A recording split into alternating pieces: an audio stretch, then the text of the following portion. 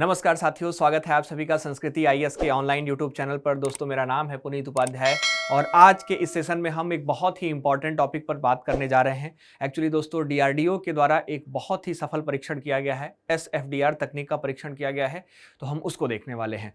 दोस्तों, अब यहीं से आपके मन में एक सबसे पहले सवाल जो है जनरेट हो गया होगा कि सर यह एसएफडीआर तकनीक क्या है और मुख्य रूप से परीक्षण किसके संदर्भ में है। तो दोस्तों, आप देखेंगे रक्षा क्षेत्र में आत्मनिर्भरता की ओर जो है एक बहुत बड़ा कदम देखा जा रहा है और डीआरडीओ ने ठोस ईंधन जो रैमजेट है एसएफडीआर इसका सफल परीक्षण किया है। मुख्य रूप से एक मिसाइल के अंदर जो है कुछ टेक्निकल जो पार्ट्स हैं उनके संदर्भ में जो है यह परीक्षण है। सामान्य भाषा में आप यह समझने का प्रयास करेंगे। आइए देखते हैं कि क्या तकनीक है और जो एसएफडीआर है यह क्यों जो है बहुत ही इंपॉर्टेंट हो जाता है। इसका सफल परीक्षण जो हुआ है उससे जो है क्या जो है आत्मनिर्भरता हमें देखने को मिलेगी रक्षा क्षेत्र में और क्या जो है उसका इंपॉर्टेंस है। इन सभी सवालों का जवाब हम आज के इस सेशन में बहुत बखूबी से देखने वाले हैं।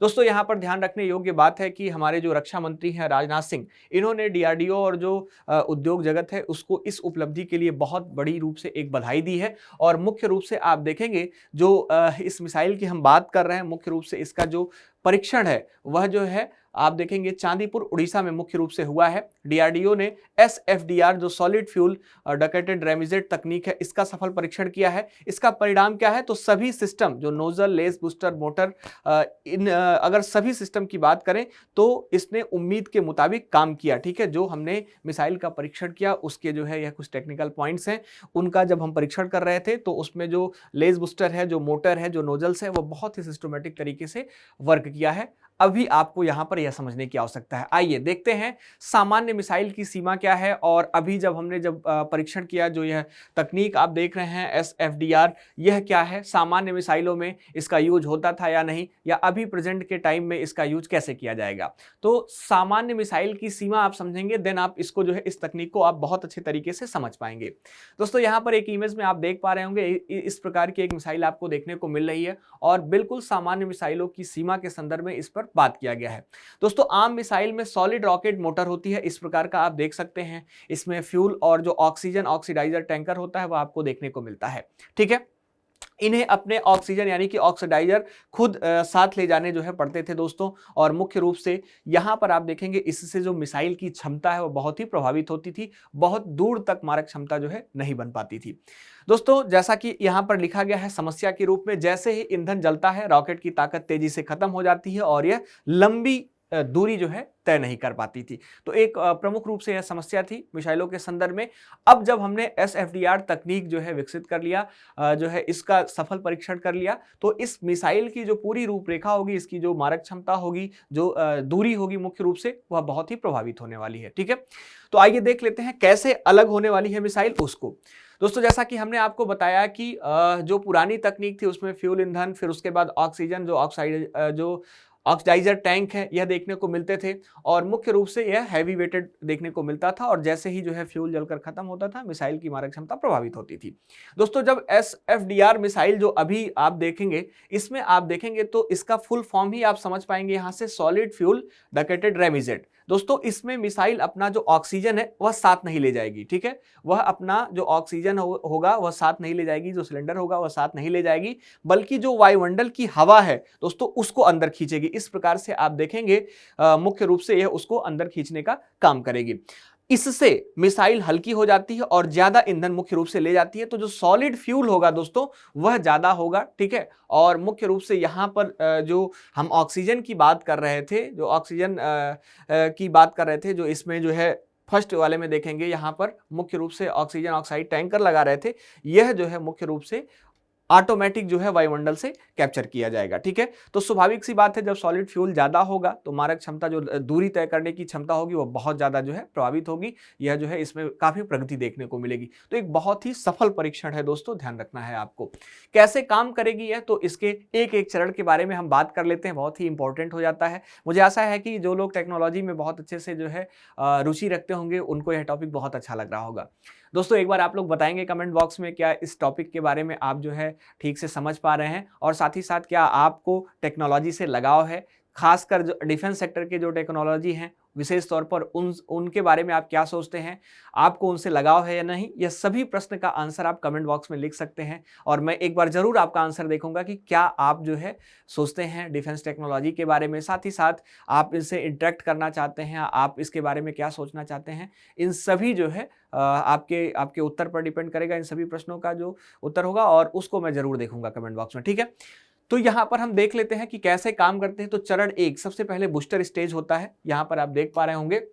और शुरुआत में जो नोजल लेंस बूस्टर है वह मिसाइल को लॉन्च करता है और यह मिसाइल को बहुत तेजी से गति से जो है जो जरूरी मैक नंबर है वहां तक पहुंचाता है। आपको पता होगा कि इसकी काउंटिंग मैक नंबर में ही होती है ताकि अगला इंजन जो है मुख्य रूप से शुरू हो सके, ठीक है। तो यह ठीक वैसे ही जैसे गाड़ी को टॉप गियर में डालने से पहले स्पीड बढ़ानी पड़ती है, वैसे ही सेम काम करता है जो बूस्टर प्रथम चरण है। आप बहुत अच्छे तरीके से इसको सटीक तरीके से समझ पाए होंगे। फिर हम मूव करते हैं दूसरे चरण में जो रैमजेट चरण है और यहाँ पर इसको हम क्रूसियस मोड भी बोल सकते हैं। यहाँ एयर टैंक, सॉलिड फ्यूल और जो रैमजेट इंजन है इन सभी की मुख्य रूप से विशेषताएं जो है देखने को मिलती हैं और यह बहुत ही आवश्यक हो जाती हैं। तो तेज रफ्तार पर हवा मिसाइल के अंदर आती है, एयर इनटेक करती है और यहाँ ठोस ईंधन जो सॉलिड फ्यूल है इसके साथ मिलकर जो है क्या होता है, बर्न होता है, आप जैसा कि देख पा रहे होंगे। नतीजा क्या इसका मिलता है, तो मिसाइल को लगातार ताकत मिलती रहती है और वह थकती नहीं है, एक लंबी दूरी तय कर सकती है, ठीक है। तो यहां पर ध्यान रखिएगा जो दूसरा चरण है दोस्तों, स्मार्ट और नियंत्रित शक्ति इसमें देखने को मिलती है। SFDR में ईंधन प्रवाह नियंत्रक जो फ्यूल फ्लो कंट्रोल है वह लगा होता है। साथ ही साथ फ्यूल इनटेक करने की जो है मशीनरी है, जो उसमें जो है फ्यूल इनटेक होगा उसकी जो विधि है बहुत अच्छे तरीके से बनाई गई है और फ्यूल फ्लो जो कंट्रोलर है वह भी आपको इसमें देखने को मिलता है। तो यहां पर आप देखेंगे यह सारी चीज मिलेगी। इसके अलावा जो इफिशिएंसी है वह भी नापने का एक पैरामीटर जो है देखने को मिलता है, लो, ऑप्टिमल और हाई का। तो आप समझ पाएंगे कि स्मार्ट और नियंत्रित शक्ति यह देता है जो SFDR तकनीक है। दोस्तों गाड़ी का एक्सीलेटर कम ज्यादा किया जा सकता है, वैसे इस मिसाइल की गति को भी मुख्य रूप से कंट्रोल किया जा सकता है। लो मोड में, ऑप्टिमल मोड में, हाई मोड में इसको डाला जा सकता है। इससे मिसाइल को आखिरी पल तक ऊर्जा मिलती रहती है और हम एक बहुत ही अच्छे लक्ष्य को भेज सकते हैं, ठीक है। तो ध्यान रखना है SFDR के 3 बड़े फायदे क्या होने वाले हैं। तो सबसे पहला जो फायदा होगा वह आपने समझ लिया कि लॉन्ग रेंज, ये हवा से हवा में बहुत दूरी तक मार कर सकती है। दूसरा फायदा होगा तेज गति, जो हाई स्पीड है, पूरी उड़ान के दौरान यह सुपरसोनिक ध्वनि से तेज रफ्तार बनाए रखती है और सटीक निशाना जो एक्यूरेसी है इसको बहुत सिस्टमैटिक तरीके से जो है मेंटेन रखेगी। आखिरी चरण में भी यह पूरी ताकत होने के कारण यह दुश्मन के विमान को बच निकलने का मौका नहीं देती है, ठीक है। तो मुख्य रूप से आप देखेंगे यह सभी जो है बहुत ही इंपॉर्टेंट पॉइंट इसके नजर आते हैं। इसके अलावा दुश्मनों पर जो रणनीतिक बढ़त है यह देखने को मिलेगी। यह तकनीक भविष्य की जो एयर टू एयर मिसाइल की रीढ़ है वह बनकर साबित होगी और दुश्मनों के विमानों के खिलाफ यह बहुत ज्यादा प्रभावी होने वाली है। इसके पास इतनी ऊर्जा होगी कि यह भागते हुए लक्ष्य का पीछा करके उसको बहुत अच्छे तरीके से नष्ट कर सकती है। तो नो एस्केप जोन में भी आप देखेंगे यह जो है अगर जा रही है तो मुख्य रूप से आप देखेंगे इसको भी यह टारगेट कर सकती है। इसको गॉड्स आई व्यू भी जो है हम कहते हैं, ठीक है, ध्यान रखना है। दुनिया के चुनिंदा देशों के पास दोस्तों आप देखेंगे तो यह मिसाइल आपको देखने को मिलेगी, है ना।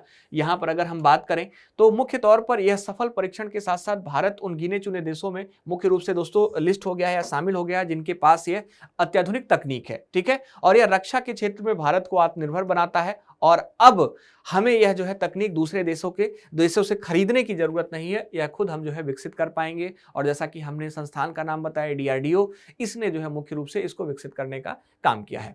दोस्तों इसके सफलता के पीछे की जो टीम है मुख्य रूप से आप देखेंगे तो DRDO प्रमुख तो है ही है। तो इस मिशन को सफल बनाने में DRDO की इन प्रयोगशालाओं का अहम योगदान रहा है। जैसे रक्षा अनुसंधान एवं विकास प्रयोगशाला की बात करें, उच्च ऊर्जा और जो अनुसंधान प्रयोगशाला है इसकी बात करें, या अनुसंधान केंद्र इमारत की RCI की बात करें, या एकीकृत जो परीक्षण रेंज ITR चांदीपुर है जहां से इसका परीक्षण किया गया उसकी बात करें, तो यह इनका सभी का जो है बहुत ही प्रमुख योगदान है, ध्यान रखिएगा। और जो है एकजुट होकर जो है इसको बनाने में इन सभी ने बहुत अच्छे तरीके से प्रयास किया है। दोस्तों भविष्य की सुरक्षा आज की तकनीक से भारत का आकाश अब और भी सुरक्षित रहेगा इस तकनीक के आने से। और आशा करता हूं कि इस तकनीक के बारे में आप भी बहुत अच्छे से जानकारी पा पाए होंगे और बहुत सिस्टमेटिक तरीके से आप इसको टॉपिक को समझ पाए होंगे बिल्कुल आसान भाषा में। तो अगर आपसे अब पूछा जाए SDFR जो टेक्नोलॉजी है, मुख्य रूप से यह जो टेक्नोलॉजी है इसके बारे में, है ना, जो यह आपकी SFDR टेक्नोलॉजी, इसके बारे में अगर आपसे पूछा जाए तो आप बहुत सिस्टमेटिक तरीके से आंसर कर सकते हैं। दोस्तों इसी के साथ इस सेशन को हम लोग यहीं पर रोकते हैं और अगले फिर किसी अन्य सेशन में मिलेंगे अन्य टॉपिक के साथ, जो आपके एग्जाम के पॉइंट ऑफ व्यू से बहुत ही रिलेवेंट होगा, आपकी परीक्षा में सीधे प्रश्नों से बन सकेगा। ऐसे प्रश्नों को ही हम देखने का प्रयास करेंगे। दोस्तों जैसा कि आपको पता ही होगा कि हम जो है ऐसे ही सेशन को करते रहते हैं जो आपके लिए बेहद महत्वपूर्ण होता है, आपके एग्जाम के पॉइंट ऑफ व्यू से बेहद महत्वपूर्ण होता है। तो आज के लिए इतना ही। थैंक यू सो मच, बहुत बहुत धन्यवाद आप सभी का संस्कृति IAS के ऑनलाइन यूट्यूब चैनल से जुड़ने के लिए, साथ ही साथ मेरे साथ भी जुड़ने के लिए।